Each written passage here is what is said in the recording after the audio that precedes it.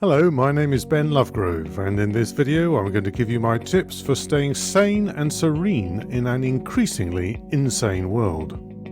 My tips are divided into several sections: physical, mental, emotional, and philosophical. As you will see, they all have a similar rule of thumb: exercise discernment and practice moderation. 2020 is turning out to be quite a year, to put it mildly. I'm not going to repeat all the things that are going on now, as we're all living through it, and I don't need to state the obvious. What we can say though is there is a lot of fear, anxiety and depression. The daily deluge of news is delivering an overdose of venom that is eating away our foundations. So how can we steel ourselves against this onslaught? How can you gird your loins and stand tall and confident when the world seems to be going to hell in a handcart? Let's start with the fuel we put into our bodies: food and drink. We Britons are a nation of boozers and have been necking the grog since before Stonehenge was built.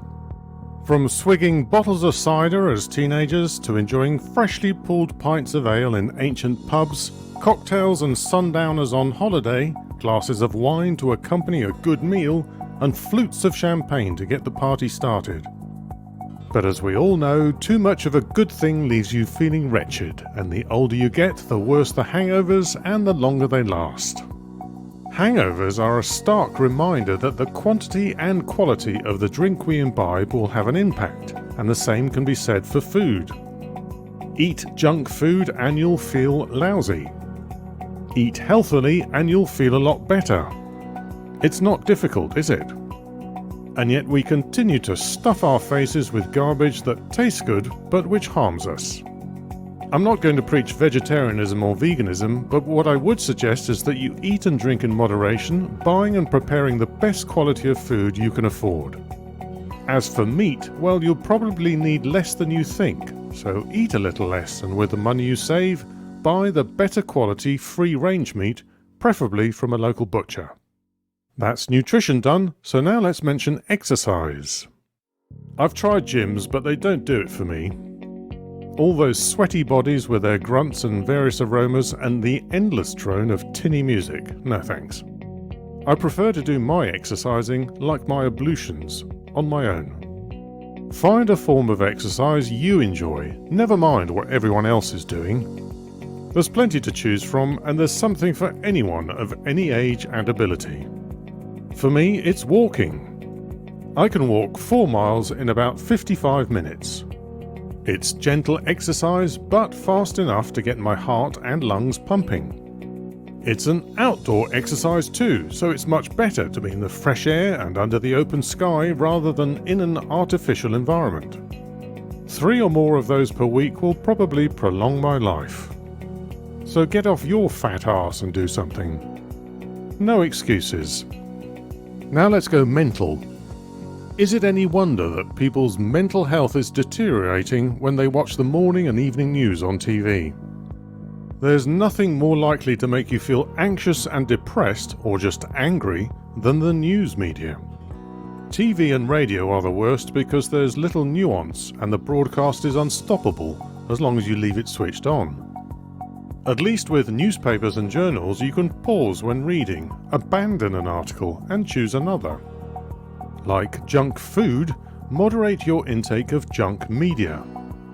You may have adopted the routine of watching the morning or evening slot, but try to break the habit or at least reduce your exposure to fear-mongering. Remember that this form of media is engineered for 2 purposes: to tell you what to think and feel, and to keep you watching so that you're exposed to more advertising. That's why they're always sensationalizing and asking, how worried should we be? It keeps people watching. So turn it off and read a book, do a jigsaw, or stroke your pet or partner. Bring your mind back into the now, where you are in control of what you see and feel. If the fog of depression rolls in, then hold your nerve and try to distract yourself until it evaporates. It can be hard to believe that the sun is still shining above the gloom, but it's there and it will appear again. Keep reminding yourself that it won't last forever, and every hour that passes is one closer to sunlight again.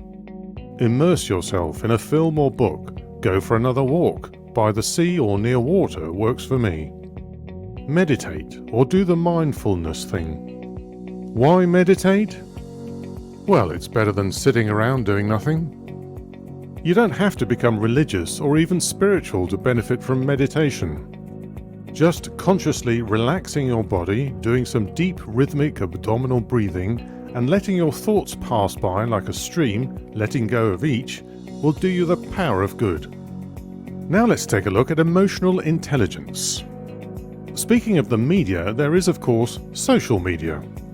Social media allows us to look into the thought streams of anyone who chooses to share their own, and it varies from the beautiful to the very ugly. Depending on which accounts you follow, you can watch clips of cute animals, beautiful babies, anything that interests or inspires you, and all the good things in life. You can also expose yourself to frightening examples of violence and cruelty. The more you focus on certain frequencies, the more you resonate at the same frequency. So be very selective about which accounts you follow. Develop the routine of auditing your social media accounts every month or so and unfollowing or unliking those accounts which deliver nothing but doom, gloom and fake news in your timeline. Never fall into the trap of believing anything at first glance. If something does interest you about a contentious issue, then arm yourself with the facts. And if you have a strong opinion about an issue and want to express it, pause for a moment and ask yourself if you really want to get into this. Do you want to have a heated online debate?